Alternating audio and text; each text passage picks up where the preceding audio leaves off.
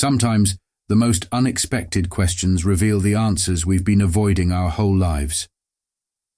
The studio lights burned bright, reflecting off the sleek glass table where Jonathan Pierce, billionaire CEO of Pierce Industries, sat across from the host.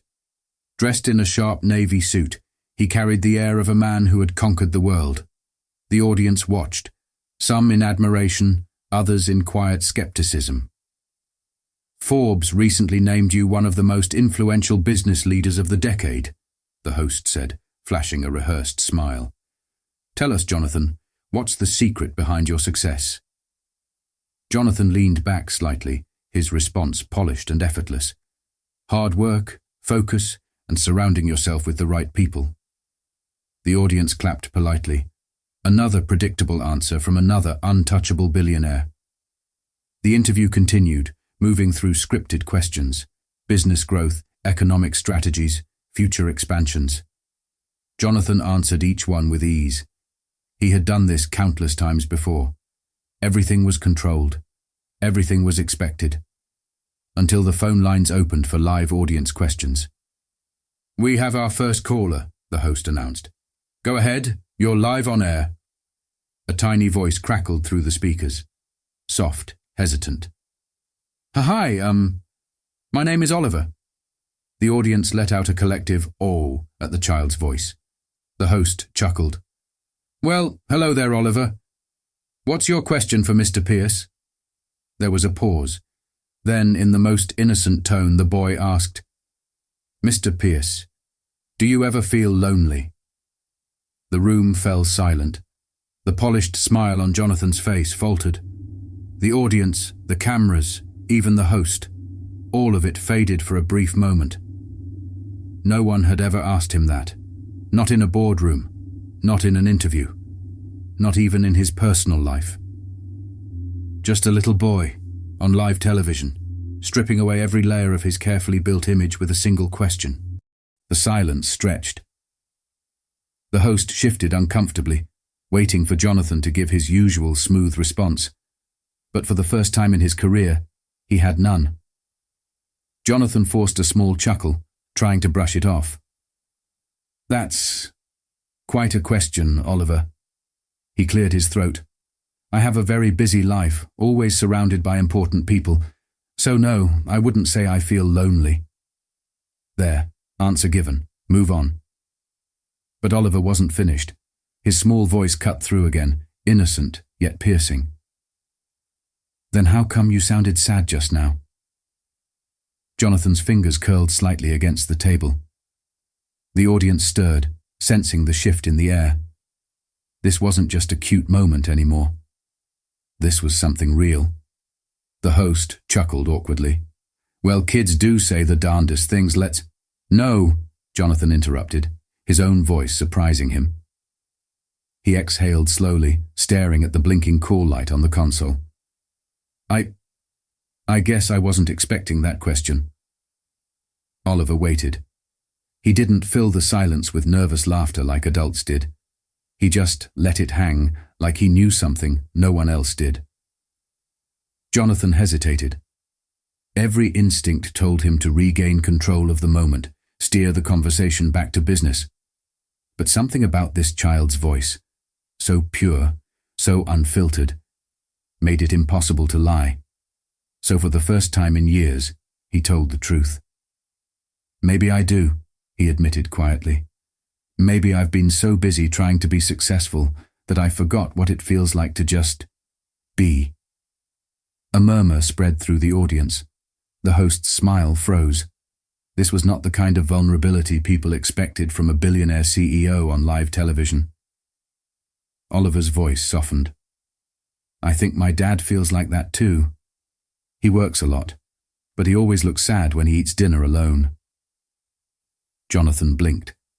Something sharp twisted in his chest. Because once upon a time, he had been that little boy too.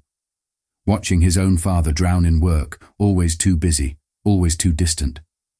And now, somehow, he had become the same man. The realization hit harder than any business loss ever had. The weight of Oliver's words settled in, heavier than anything Jonathan had faced in his billion-dollar empire. The audience was silent, hanging on to every second of this unscripted moment. The host, clearly uneasy, forced a laugh. "Well, Oliver, that's a very deep question for such a young boy. Mr. Pierce, shall we move on to the next caller?" But Jonathan wasn't listening. His mind was somewhere else, flashing back to nights as a child, sitting at a long dinner table, waiting for a father who never showed up, to birthdays with expensive gifts, but no real presents, to the way success had always been painted as something that required sacrifice. He swallowed hard and leaned toward the microphone. "Oliver, what's your dad's name?" There was a small shuffle on the other end, like the boy was adjusting the phone. "His name is Michael. He's a builder. He comes home late and sometimes he falls asleep before I can even say goodnight." Jonathan felt his throat tighten. It was all too familiar. The work, the exhaustion, the slow drift away from the people who mattered most. "Does he know you feel this way?" Jonathan asked softly. "I don't know," Oliver admitted. "I don't want to make him sad. But I just wish we could eat dinner together, like other kids and their dads do." A lump formed in Jonathan's throat. He had spent years answering complex questions about business, finance, and leadership. But this was the hardest conversation he had ever had. He exhaled, gripping the edge of the table like it was the only thing keeping him steady. Then, in front of millions watching live, he said something no one expected. "Oliver, your dad is working hard because he loves you, but I think—" Jonathan hesitated, then let out a breath. "I think maybe he needs a reminder of what really matters too." Another pause. Then Oliver's voice, hopeful and innocent.